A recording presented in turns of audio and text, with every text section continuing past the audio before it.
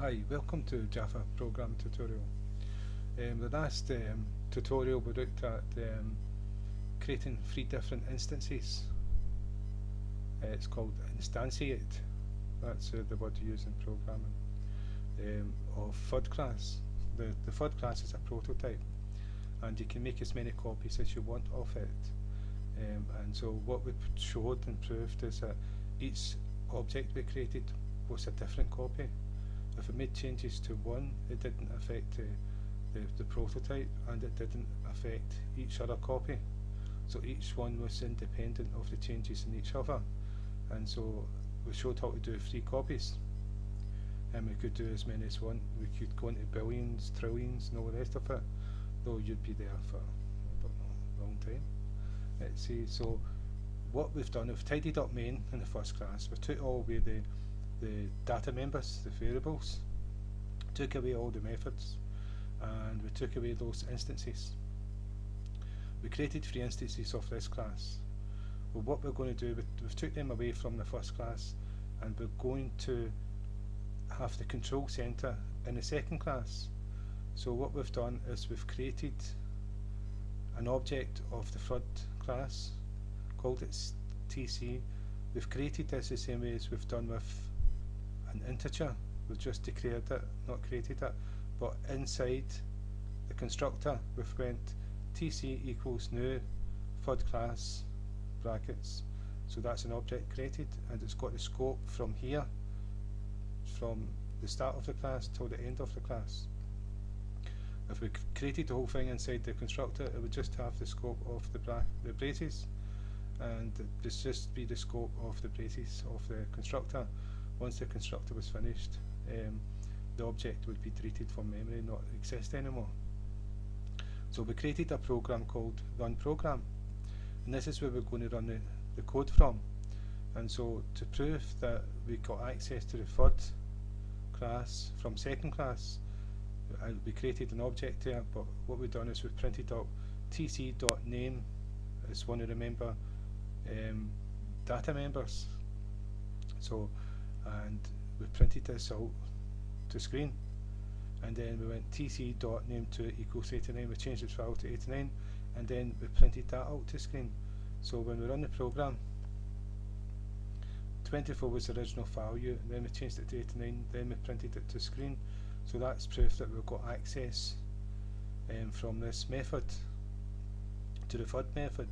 But the reason why that worked is because in the main we created an object of the second class, and then we called with the dot operator run program, the program we created.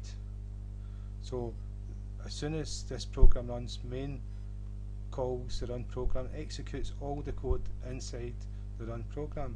This is how this is going to control the program. We're going to run a program from here, and main is always going to be nice and tidy.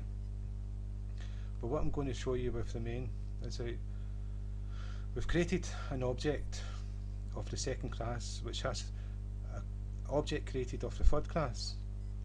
Now we can actually get access to that from the first class in main. If we go sc dot, then we go to tc, which in the second class we created an object of the FUD class and called it tc.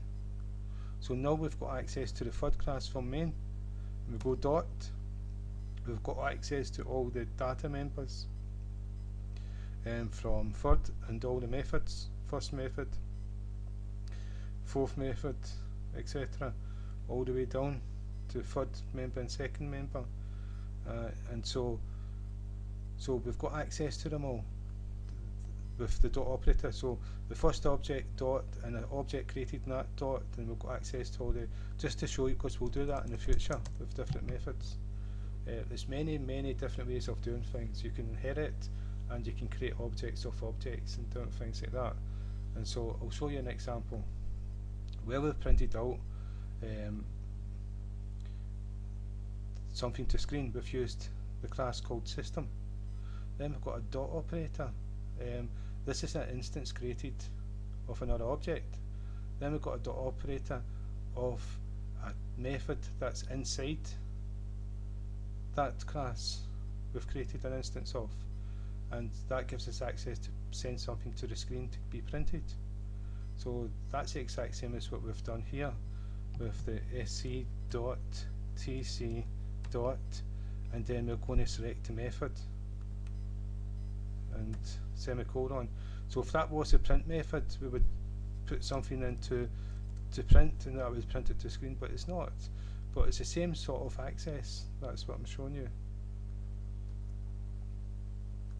So that's us got access to the whole program from second class, and we can have this code as long as we want, and we can have methods in here, and the main's going to be nice and tidy always.